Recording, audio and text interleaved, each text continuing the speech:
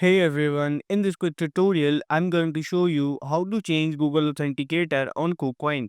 Before we get into it, make sure to like this video and subscribe to our channel for more crypto related videos. First thing, you need to open your Kucoin exchange. Once you have logged into your Kucoin, you need to click on profile icon at the top left corner. Now simply select security option and now you need to click on this Google verification option here. Now click on confirm.